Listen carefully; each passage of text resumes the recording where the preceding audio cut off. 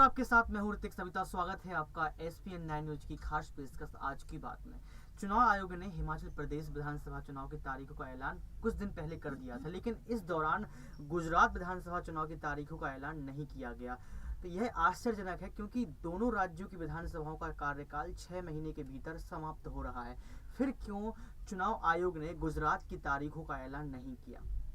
इसके चलते कांग्रेस महासचिव जयराम रमेश ने कहा कि जाहिर तौर पर यह प्रधानमंत्री को कुछ बड़े वादे करने, उद्घाटन करने के लिए और समय देने के लिए किया गया है। मतलब उन्होंने साफ तौर पर कह दिया है कि गुजरात में अभी बीजेपी को और कुछ करना बाकी रह गया था। मतलब कठपुतली कह दिया उन्होंने चुनाव आयोग को यहाँ पर बीजेपी की। इसमें कोई आश्चर्य की बात नहीं है। सवाल ये है कि क्यों आयोग ने दोनों राज्यों के लिए चुनावी तिथियों का ऐलान एक साथ नहीं किया, क्योंकि आपने देखा होगा कि दिल्ली एमसीडी इलेक्शन में भी सेम ऐसा ही हुआ था कि चुनाव आयोग को एमसीडी इलेक्शन की तारीखों की घोषणा करनी थी और फिर चुनाव टल जाते हैं और यह कह दिया जाता है कि तीनों निगमों का एकीकरण होना है और फिर बीजेपी को विपक्ष निशाना साधती है बीजेपी पर और कहती है कि ये सब कुछ बीजेपी का कराया धराया है, ये बीजेपी की चुनाव आयोग के साथ मिली भगत है। तो क्या सच में अभी बीजेपी की गुजरात में रैलियां और विशेष घोषणाएं बाकी रह गई हैं? क्योंकि चुनाव आयोग अगर एक साथ तारीखों का ऐलान करता और अगर एक साथ चुनाव करवाता तो इसमें उसका समय बचता और आसानी भी होती। खैर, ऐसा क्यों हो रहा है या सिर्फ सवाल है? इसके पीछे चुनाव आयोग की क्या मंशा है, यह सिर्फ चुनाव आयोग को ही पता है। एक आरोप यह भी लगाया जा रहा है कि गुजरात की जो बीजेपी सरकार है वो गुजरात में उसका गढ़ रहा है। मतलब पिछले 27 सालों से गुजरात में बीजेपी राज कर रही, तो क्या गुजरात में बीजेपी जमीनी स्तर पर उतरना चाहती है?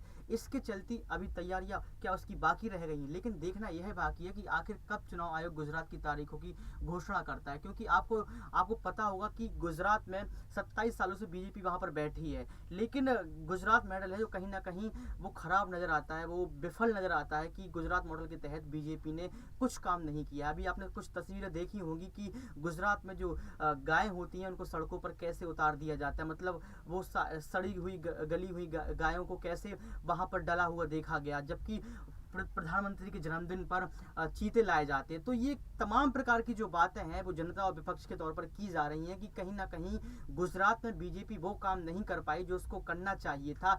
इसी वजह से ये सब मिली भगत है चुनाव आयोग और प्रधानमंत्री नरेंद्र मोदी की बीजेपी सरकार की, कि वहां पर वो जमीनी स्तर पर काम करना चाहता है। क्योंकि कहीं ना कहीं आरोप लगाया जा रहा है कि जो सीक्रेट प्लान है कांग्रेस के, उसके तहत वो ग्रामीण जनता को जोड़ने का काम कर रही है, लेकिन बीजेपी वहीं शहरी जनता के साथ रैलियां और उनसे बार बार रूबरू हो रही है। तो कहीं ना कहीं ये बार बार कहा जा रहा है कि गुजरात में बीजेपी अभी हल्की साबित हो रही है, क्योंकि गुजरात की जनता को तारीखों के ऐलान का बेसब्री से इंतजार है और यहाँ तारीखों का ऐलान नहीं हुआ है। अब एक सवाल आपसे, आपको क्या लगता है कि कब तारीखों की घोषणा की जाएगी? हमें कमेंट बॉक्स में जरूर बताएं। एक सवाल और मैं आपसे करूंगा कि गुजरात के चुनाव में इस बार क्या कुछ नजर आ सकता है? क्या गुजरात में इतिहास बदल सकता है? क्या दूसरी कोई पार्टी गुजरात में आ सकती है? क्योंकि आम आदमी पार्टी भी अपने दिल्ली मॉडल के तहत गुजरात में उतर चुकी है और काफी अच्छे तरीके से वहां रैलियां कर रही है। लेकिन इसके तहत ये भी विपक्ष का आरोप लगाया जा रहा है कि आम आदमी पार्टी अपनी जड़ों को मजबूत करने के लिए जब गुजरात में उतरती है तो फिर वहां पर उनको रैलियां नहीं करने दिया जा रहा है, क्योंकि बीजेपी सरकार की तरफ से रेड डलवा दिए जाती है, मनीष सिसोदिया को छापेमारी का शिकार होना पड़ता है। तो ये तमाम सवाल और जो मीडिया में इस बार सनसनीखेज बने हुए हैं गुजरात चुनाव को लेकर। बहरहाल हम खबरों की गहराइयों को टटोलते रहेंगे और आपको हकीकत से रूबरू करवाते रहेंगे। आप देखते रहिए एसपीएन 9 न्यूज। बहुत शुक्रिया।